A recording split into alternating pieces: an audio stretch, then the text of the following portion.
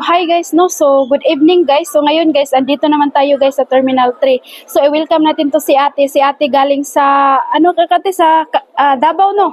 Galing sa atin sa Davao guys, no? So, nagsawa na si ate guys. So, ngayon, nag-Dubai na siya, no? So, naka-charge wala.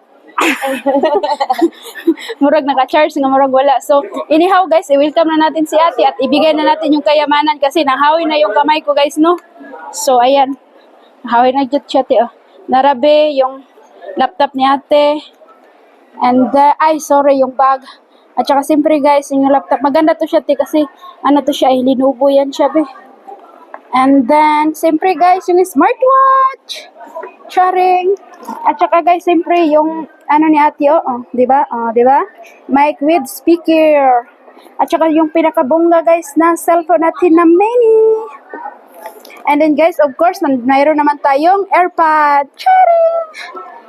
So ngayon guys, yung wallet guys, inanuhan ko ng ganito ha, charot. Ayan guys, di ba? Saan ka pa? Charot, di ba? Yung wallet nagiging bag na. Ano pangalan nito, te? Sling bag. Sling bag na guys. Yayamanin na kasi guys, gusto ko pag uwi ni ate puno to ng pera, di ba? Ang ganda ng guys, At saka yung bonus ni ate guys, dito ko na nilagay guys, no, yung 10,000 na bonus ni ate, ang dami. Charot! Di ba? Yamanin na si ate, punuin mo talaga to ng pera, tiha, charot!